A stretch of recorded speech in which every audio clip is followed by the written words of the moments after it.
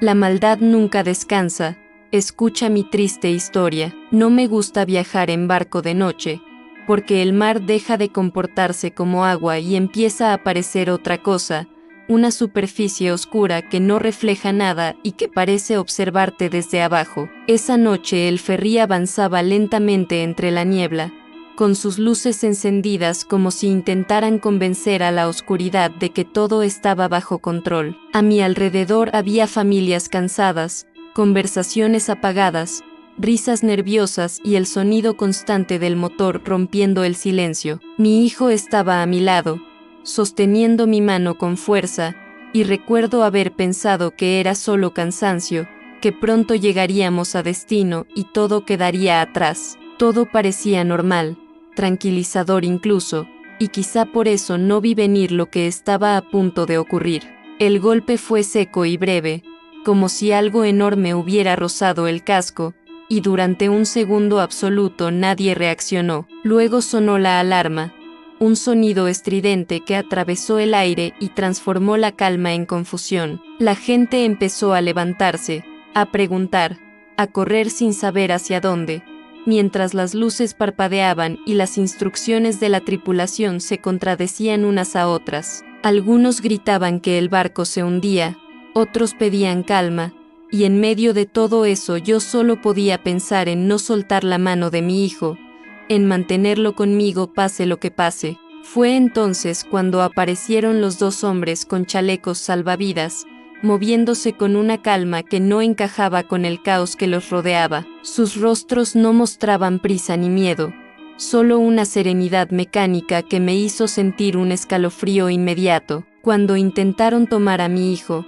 lo abracé con todas mis fuerzas y empecé a gritar, suplicando que me llevaran a mí en su lugar, que yo podía ir, que él era solo un niño. Ellos no me miraron a los ojos, no mostraron enojo ni compasión, solo repitieron con voz neutra que lo sentían y dijeron esas palabras que aún hoy resuenan en mi cabeza como una sentencia antigua: solamente niños. Mientras yo gritaba y trataba de alcanzarlo, ellos siguieron con su trabajo como si yo no existiera, como si mi dolor fuera solo ruido de fondo. Vi cómo llenaban el último bote salvavidas y cómo bajaban a mi hijo con movimientos precisos, casi ceremoniales. Sus manos se estiraban hacia mí, y por un instante creí que iba a soltarlo todo y lanzarme al pequeño bote. El mar abajo era una masa negra, violenta, que parecía devorar todo lo que cayera en él. Mi corazón se rompió antes de que su cuerpo desapareciera en la oscuridad,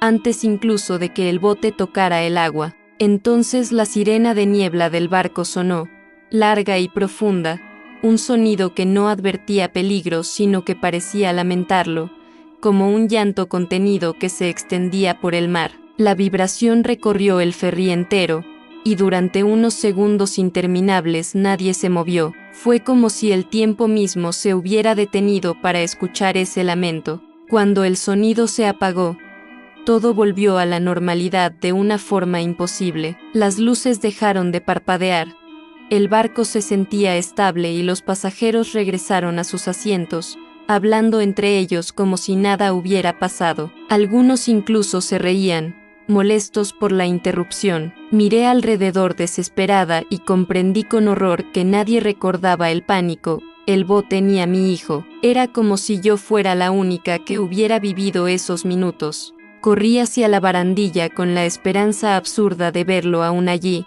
pero el mar estaba vacío y silencioso. El bote salvavidas había desaparecido y no quedaba rastro alguno de lo ocurrido. Cuando pregunté a la tripulación, me miraron con una mezcla de lástima y desconcierto, y me dijeron que no había registro de ningún niño a bordo, que según las listas yo viajaba sola. Con el paso de los años aprendí a guardar silencio, a no hablar del tema, a aceptar diagnósticos que hablaban de trauma y confusión. Evité el mar, las sirenas, los barcos, y aún así nunca pude olvidar. Sabía que no había sido una alucinación, que algo real y antiguo había ocurrido aquella noche. Nunca dejé de buscar respuestas por mi cuenta, revisando archivos, noticias viejas y registros marítimos de otros ferries, otras rutas, otros años. Encontré menciones vagas de incidentes que nunca se explicaban del todo, relatos de pasajeros que juraban haber perdido a alguien durante viajes nocturnos,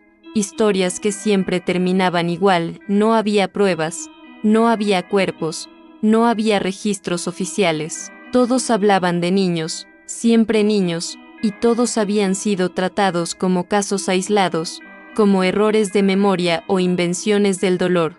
Volví al puerto meses después, impulsada por una necesidad que no sabía explicar, y caminé por los muelles al amanecer, cuando el mar está quieto y parece escuchar. Pregunté a trabajadores antiguos, a hombres que llevaban décadas viendo zarpar barcos, y algunos desviaron la mirada al escuchar ciertas palabras. Uno de ellos me dijo en voz baja que el mar cobra peaje, que siempre lo ha hecho, y que hay reglas que no se escriben porque nadie quiere ser el primero en admitir que existen. Después empezaron los sueños, siempre iguales, siempre precisos, con mi hijo dentro del agua, mirándome sin tristeza ni reproche, acompañado por otros niños, y al fondo figuras que no parecían humanas ni del todo sólidas. En esos sueños no había gritos ni violencia, solo una espera paciente, como si él supiera algo que yo aún no entendía, como si el tiempo para ellos no funcionara igual que para nosotros. Hoy desperté con el mismo frío que sentí aquella noche en el ferry y lo recordé todo con una claridad insoportable. Será porque se cumple otro aniversario de aquella terrible noche. Al mirar por la ventana los vi al final de la calle, de pie, inmóviles, esperando. No han envejecido, no muestran impaciencia, porque saben que siempre llega el momento, siempre. Durante años pensé que lo peor había sido perderlo, pero entendí demasiado tarde que el verdadero castigo no era la ausencia, sino la espera. Cada aniversario el aire se vuelve más frío, el sonido del mar más cercano, aunque esté lejos, y siento esa misma presión en el pecho. No vienen con prisa ni con violencia, vienen con la certeza de que el tiempo siempre juega a su favor.